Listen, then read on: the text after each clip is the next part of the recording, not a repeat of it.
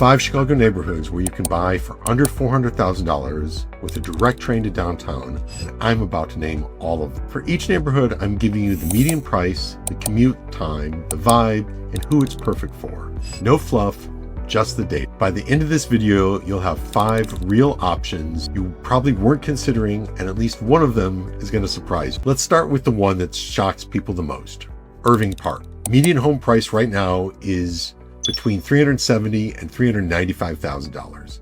You've got the blue line at Irving Park Station, 20 to 25 minutes to the loop, and walk score is 83 out of 100. What you get here are brick bungalows with yards, 2 flats for house hacking, and some condos under $300,000. It's a real residential feel with excellent transit. Irving Park is a beautiful historic neighborhood. There are great turn-of-the-century single-family homes, along with a number of multi-unit buildings. My favorite streets to take people who aren't familiar with the neighborhood are any of the K streets. Headvale, Keeler, Kill. All of these streets give you a really good sample of what the neighborhood represents. You'll see 100-year-old homes next to brand new construction, next to vintage multi-unit buildings. They're all tree-lined, quiet residential streets just off of busy Irving Park roads, hustle and bustle. This one is for buyers who want space, like an actual yard. Median home prices from $385,000 to $425,000.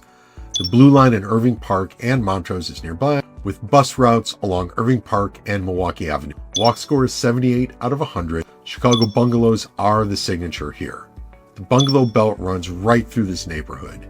You're getting larger lots, garages, and backyards. If you're a first-time buyer who wants a single-family home with a yard and doesn't need to be in a trendy hotspot, Portage Park should definitely be on your list. Number 3, Avondale. This is the one that real estate agents whisper about. It's right next to Logan Square at a fraction of the price. Median home price is from $410,000 to $445,000. The blue line at the Belmont station gets you to the loop in about 20 minutes or so.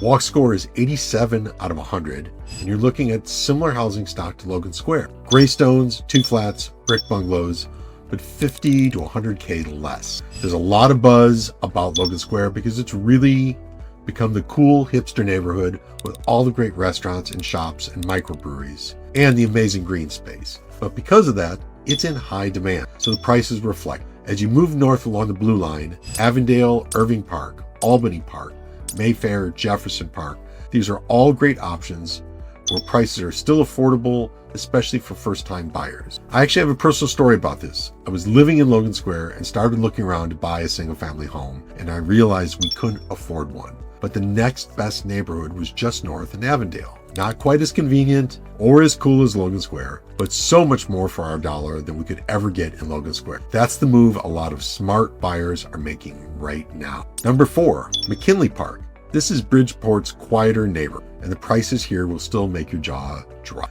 Median home price is between $325,000 and $365,000. The orange line is nearby, with bus routes to the loop and very bike-friendly streets. Walk score is 80 out of 100, and you're getting brick bungalows, 2 flats, and some newer construction. The park itself is the real anchor. 69 acres with a lagoon, a field house, and a pool. If you're a budget-conscious buyer who wants a neighborhood of real character south of the highway, McKinley Park is your answer. Under $350,000 gets you a legitimate home here. Number 5, Albany Park. Albany Park has the best food scene of any neighborhood on this list, and I'll die on that hill. Median price is $375,000 to $405,000. The brown line at Kedzie and Francisco stations gets you to the loop in about 30 minutes. Walk score is 85 out of 100, and again, you're looking at brick 2 flats, bungalows, and some larger homes.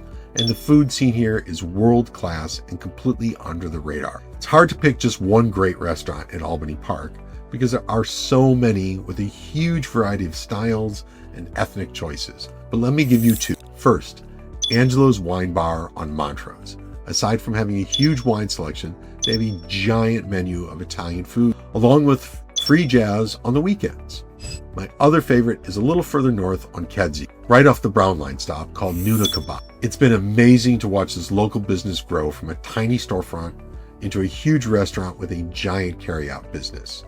Amazing authentic Persian food, great atmosphere, giant portions, and super friendly staff. It's close to transportation too, so even if you don't live in the neighborhood, it's easy to get to. If food culture and Brown Line access matters to most, Albany Park at $375,000 is your ticket. Every one of these neighborhoods gets you a real home in Chicago for under $450K, and most of them under $400K. If you're a first-time buyer who's been looking at Logan Square, Wicker Park, or Lincoln Park, and feel kind of priced out, you make good money, but $500K or more for the first time really feels like a stretch, this video is made for you. You just need to be willing to explore neighborhoods you haven't visited. But if you're set on a specific trendy neighborhood and budget isn't the primary concern, watch my full-town guide for Logan Square or my Bridgeport deep dive for detailed single neighborhood breakdown. If any of these neighborhoods caught your eye, drop a comment, tell me which one. I read every single comment. And if you want help figuring out which neighborhood actually fits your life, your budget, reach out. That's literally what I do. Subscribe so you don't miss the next one. I'm Scott Fishman. See you on the